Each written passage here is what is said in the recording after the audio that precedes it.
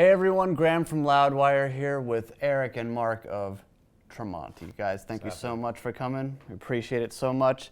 A Dying Machine comes out June 8th, and this is your first concept album, right, Mark? I mean, over 2 decades, almost probably 3 decades in music, really. Why is this the right time to do a concept album? I was writing a tune, and the words "You're a Dying Machine" came out, and the concept for that song kind of came together. And then after that, I was like, I love the feeling of this song and where it's going, so why not try to do it again with another song and try to keep telling the story. And then 4 songs deep, I'm like, all right, it's 4 songs deep, let's just go the whole way and make the whole thing a concept record. I'm not a fan of concept records. I mean, there's been great ones, but it's never been something where it's I grew up listening to this concept record I want to do, and it just kind of fell in my lap, and just chased it down. So it was right before an Alter Bridge show. You were about to go on stage, and then the words, "You're a dying machine," just popped into your head. Yep. Now, from that point on, were you sort of obsessed with that phrase? Did it just keep coming and coming and coming, and you just had to build from there because it just captivated you so much? Yeah, it's just the kind of phrase where it's like, that's kind of an interesting concept. You're a dying machine. You're kind of, in that one sentence, you have, you're kind of giving a persona to a machine. Obviously, there's a conversation between 2 people in the song, and so this 20 minutes before I go on stage, I came up with this idea of a man who creates this being to be his, to love him unconditionally. This is in the future, obviously.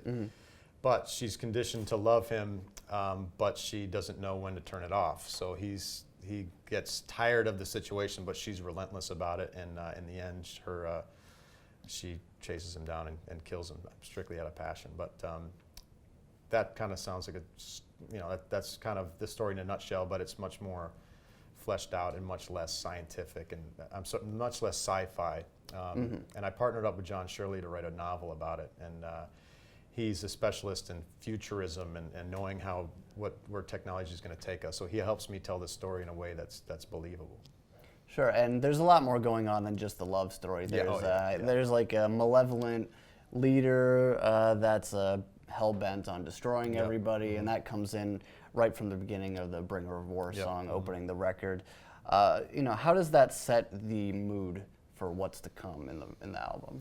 Well, on the album, I didn't want to tell the story from start to finish, because if you did that, the sequence would be weird dynamically. So I just made the record like it was a normal record, and then when you read the book, you'll see how it plays out. But Bringer of War, like you said, is the big, mean, aggressive vessel character who wants to destroy mankind, and he's actually called the Bringer of War towards the end of the book, but he wears that as a badge of honor. He stands behind it. I am the Bringer of War, and I'm going to bring an end to mankind, and we are the new superior human race, these vessels that they've created. So it's got to read the book. When is the book coming out?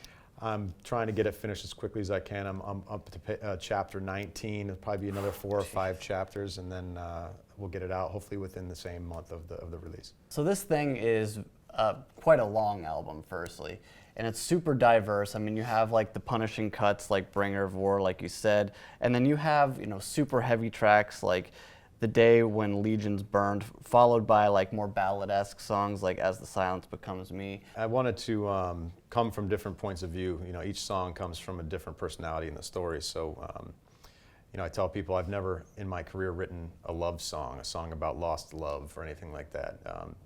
But on this record I did, because you can sing from another point of view and get away with something like that. So The First to Last is kind of that song.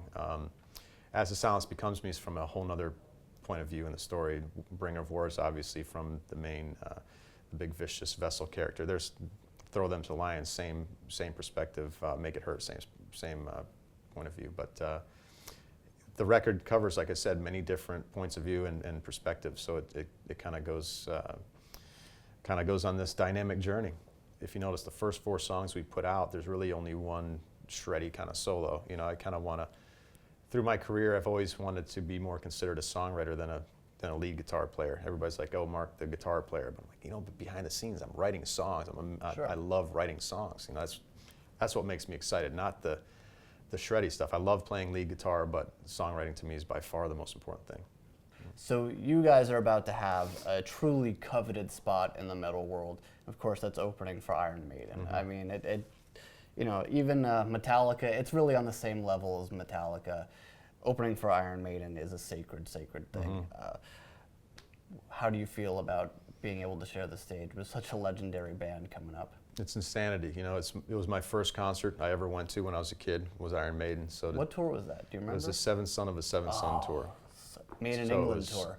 Very good. Yeah, I mean, so good. Crazy. So it was, if you told my younger self that you'd be on tour with these guys, I wouldn't believe you. It's an absolute honor, and if we can play these massive stadiums and arenas with them and soak up just a fraction of their crowd to come see us next time, I'd be more than excited.